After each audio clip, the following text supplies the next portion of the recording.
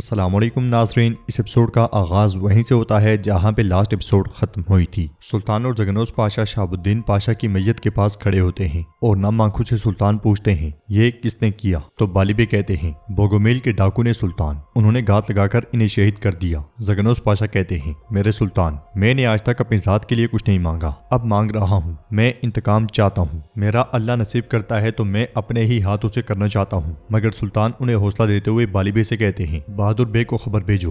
پھر سلطان شہاب الدین پاشا کی تلوار تھامتے ہوئے کہتے ہیں دنیا میں بوگومیل کے ماتحت جو کوئی بھی ہے دڑ کے اوپر سر سلامت نہ رہیں اور سب کے کندھے اڑا دیے جائیں۔ بوسنیا میں اسٹیفن کیترینا کے ساتھ آگے بڑھ رہا ہوتا ہے۔ کیترینا پوچھتی ہے تم نے شہاب الدین کی موت کا الزام بوگومیل کے لوگوں پر کیوں ڈالا؟ تو اسٹیفن کہتا ہے میں اپنے ہی عوام کو قتل کرنے والا بادشاہ نہ بنوں، میرے خیال سے آپ یہ سوچتی ہیں۔ یہ کہتے ساتھ وہ تخت پہ بیٹھ جاتا ہے۔ کیترینا کہتی ہے تم بوگومیل کے لوگوں کو ترک اکنجیوں کے ہاتھوں مرواؤ گی۔ اسٹیفن کہتا ہے اور جنگ کے دنوں میں زندہ رہنے میں کامیاب ہونے والی میری عوام میرے ساتھ ہوگی۔ کیترینا کہتی ہے کیا تم پوپ سے اپنا وعدہ اس طرح نبھانے کا ارادہ رکھتے ہو؟ جواب میں اسٹیفن کہتا ہے آپ ابھی اس کی فکر نہ کریں، میں چاہتا ہوں کہ آپ ویٹیکن جائیں، اپنے پیارے دوست پوپ کو بوگومیل سے چھٹکارا حاصل کرنے کی خبر دیں، ہنگری سے حمایت کے بارے میں اس سے کہیں کہ اپنا کیا گیا وعدہ پورا کرے۔ کیترینا کہتی ہے سب سے پہلے اسے یہ دیکھنا ہوگا کہ تمہارا منصوبہ کامیاب ہو گیا ہے، یعنی محمد کے اس چال میں پڑنے کے بارے میں۔ اگلے ہی پل ولاد غصے میں وہاں داخل ہوتا ہے اور چلاتے ہوئے کہتا ہے کیا یہ گراؤنا منصوبہ تم نے بنایا تھا؟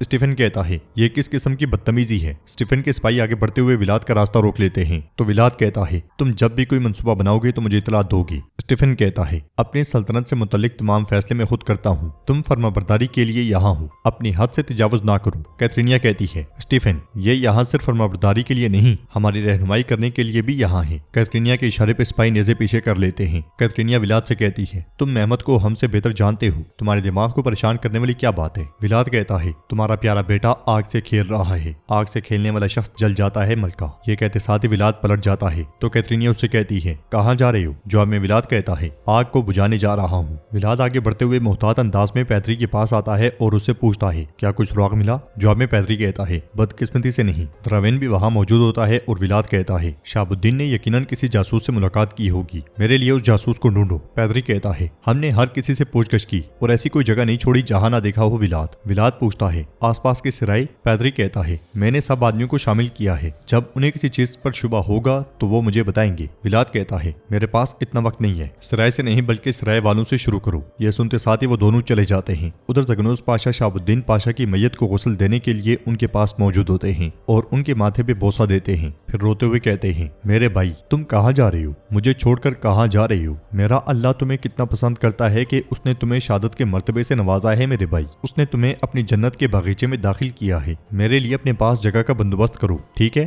ہم آپس میں پڑوسی ہوں گے۔ یہ کہتے ساتھ وہ انہیں غسل دینا شروع کر دیتے ہیں اور مزید کہتے ہیں تمہارے اس ہاتھ نے کبھی حرام کو نہیں چھوا، تم نے کبھی حرام کی خواہش نہیں کی بھائی، تم نے ہمیشہ حلال کو چھوا ہے، تم نے ہمیشہ حلال روٹی کمائی ہے بھائی، تم خالص دل کے ساتھ اس دنیا میں آئے تھے، تمہارا نام دلوں کی امید بن گیا، تم نے ظلم کے خلاف کبھی سر نہیں جھکایا اور کبھی گھٹنے نہیں ٹیکے، تم ہمیشہ سر اٹھا کر چلتے تھے، تمہاری طرف سے میرے لیے میراث ہے بھائی، انتقام اور بدلہ۔ اس لیے میں سلطان وہاں پہ آتے ہیں۔ زگنوس پاشا مزید کہتے ہیں بالکل بھی پریشان نہ ہو، وہ تمہیں کیسے مار سکتے ہیں بھائی؟ سلطان زگنوس پاشا کے پاس آ کر انہیں حوصلہ دیتے ہیں اور کہتے ہیں میرا عہد و پیمان ہے، تمہارا خون زمین پہ رائیگان نہیں جائے گا، ہمارے پاس انتقام لینے کی طاقت ہے۔ پھر زگنوس پاشا سے کہتے ہیں ہمارے پاس انتقام لینے کی طاقت ہے۔ یہ کہتے ساتھ ہی انہیں گلے لگا لیتے ہیں۔ سلطان کی آنکھوں سے بھی آنسو بہ رہے ہوتے ہیں۔ باہر سب لوگ جمع ہوتے ہیں اور دوغان بالیبے سے پوچھتا ہے یہ معاملہ عین کیسے پیش آیا بالیبے؟ تو بالیبے اس سے کہتے ہیں جب وہ اسٹیفن کے محل سے واپس آ رہے تھے ان پر بوگومیل کے ڈاکو کی جانب سے گھات لگا کر حملہ کیا گیا۔ دوغان پوچھتا ہے آپ کو یہ کس نے بتایا؟ تو بالیبے کہتے ہیں اسٹیفن کے سپاہی ان کی لاش لے کر آئے تھے، انہوں نے بتایا۔ اگلے لمحے دروازہ کھلتا ہے اور سلطان زگنوس پاشا اور سپاہیوں کے ساتھ جنازہ اٹھائے باہر آتے ہیں۔ وہ ذکر و اذکار کرتے ہوئے جنازہ گاہ کی جانب بڑھ جاتے ہیں۔ جیسے جیسے جنازہ آگے بڑھتا ہے سب اس کے ساتھ شامل ہوتے جاتے ہیں۔ پھر ہم دیکھتے ہیں کہ اگلے منظر میں میت کو قبر میں رکھ دیا جاتا ہے۔ جنازہ رکھتے ہوئے زگنوس پاشا کے ہاتھ پہ خون لگتا ہے۔ وہ سوال کرتے ہوئے کہتے ہیں انہوں نے نے آپ کو کس طرح مارا کہ ابھی تک تمہارے کفن سے خون بہ رہا ہے؟ میرے بھائی اب تم اللہ کے سپرد ہو۔ پھر زگنوس پاشا خود پہ قابو پاتے ہوئے کبٹ ڈانپنے لگ جاتے ہیں، ساتھ کہتے ہیں میرے بھائی میرا حق معاف کر دو، میرا حق تمہارے لیے حلال ہے۔ سلطان ہاتھ آگے بڑھاتے ہیں تو زگنوس پاشا سلطان کا ہاتھ تھامتے ہوئے باہر آ جاتے ہیں اور پھر باری باری سب لوگ مٹی ڈالنا شروع کر دیتے ہیں۔ مٹی ڈالنے کے بعد سب لوگ کھڑے ہو کر دعا مانگتے ہیں۔ دوسری طرف ہم دیکھتے ہیں کہ تارگوستی قلعے میں رادو تخت پہ بیٹھا ہوتا ہے، سلیمان اس کے سامنے موجود ہوتا ہے اور وہ اس سے کہتا ہے میں نے لاشیں اٹھانے کا حکم دیا، وہ ابھی تک کیوں نہیں اٹھائی گئی ہیں؟ تو سلیمان کہتا ہے کیونکہ حکم آپ کے بھائی ولاڈ ریکولا نے دیا تھا اور اس کی واپسی تک لاشیں نہیں اٹھائی جائیں گی۔ رادو غصے سے کہتا ہے تم کیا ہو، میرے بھائی کے نئے معاون؟ بہرحال میں تمہیں شہزادے کے طور پر سمجھتا تھا، لیکن تمہارا باپ حق بجانب ہے، تمہارے جیسے کسی شخص کے ہاتھوں ایک ریاست کے لیے بھروسہ نہیں کیا جا سکتا۔ سلیمان کہتا ہے انسان بعض اوقات غلطیاں کرتے ہیں رادو، میرے باپ کی جانب سے مجھے تخت نہ دیا جانا بھی غلطی تھی، محمد کی جانب سے تمہیں ولادیت سونپا جانا بھی غلطی ہے، لیکن مسئلہ ان کے لیے جانے والے فیصلوں کے بارے میں نہیں ہے۔ مثلاً میں جلد یا بدیر اپنا تخت واپس لے لوں گا، اور رادو کیا تم زندگی بھر کے لیے تخت اپنے پاس رکھ سکو گے؟ یہ سنتے ساتھ ہی رادو اٹھتا ہے اور آگے بڑھتا ہے، پھر اس سے کہتا ہے میرے ساتھ اس طرح بات کرنے کی ہمت کہاں سے لے رہے ہو؟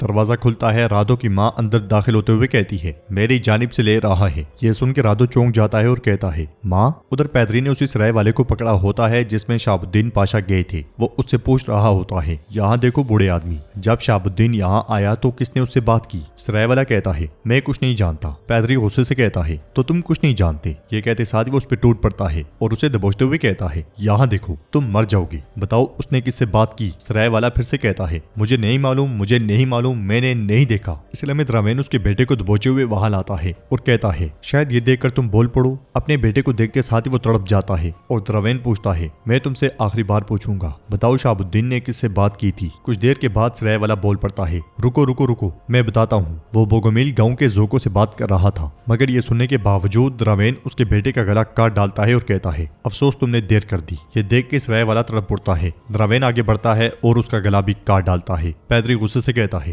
دراوین تم کیا سمجھتے ہو کہ تم کیا کر رہے ہو؟ دراوین کہتا ہے میں نے ہم سے غداری کرنے والے 2 جاسوسوں کو مارا ہے۔ پیدری پوچھتا ہے کیا ولاد نے تمہیں اس کی اجازت دی تھی؟ تو دراوین کہتا ہے یہ مت بھولو کہ ہم ولاد کے تابع نہیں ہیں، ہم یہاں اپنی کہانی خود لکھنے آئے ہیں۔ یہ کہتے ساتھ ہی دراوین آگے بڑھ جاتا ہے۔ ناظرین اس کے بعد ہم دیکھتے ہیں بوسنیا کے بوگومیل گاؤں میں چھوٹے بچے بھاگ رہے ہوتے ہیں اور شہزادی کرتے ہوئے ایک طرف جاتے ہیں۔ وہ ایک شہزادی تک جا پہنچتے ہیں جو ان سے بہت پیار کرتی ہے۔ گاؤں کے سب لوگ بھی جمع ہونا شروع ہو جاتے ہیں۔ کلیو ایک کھڑکی سے چھپ کے سارا منظر دیکھ رہا ہوتا ہے جبکہ شہزادی بچوں میں تحفے تقسیم کرتی ہے۔ وہ لوگوں سے ان کا حال احوال پوچھتی ہے تو ایک شخص کہتا ہے ان محصولوں کے درمیان جتنا ٹھیک ہو سکتا ہے اتنا ہی ہے۔ اگلے لمحے شہاب الدین پاشا سے ملنے والا سپاہی اسے اشارہ کرتا ہے تو شہزادی اس کے ساتھ چلی جاتی ہے۔ ادھر تارجوستی قلعے میں رادو کی ماں کے اشارے پہ سلیمان اور باقی سب لوگ چلے جاتے ہیں۔ رادو اپنی ماں سے کہتا ہے میں نے آپ کو یہاں دیکھنے کی توقع نہیں کی تھی۔ تو رادو کی ماں کہتی ہے تمہارا چہرہ دیکھ کر لگتا ہے تم نے مجھے بالکل یاد نہیں کیا۔ رادو آگے بڑھتا ہے اور ماں سے گلے ملتا ہے تو رادو کی ماں کہتی ہے میں نے وہ بندوبست دیکھ لیا جو تم نے مجھے حیران کرنے کے لیے کیا تھا۔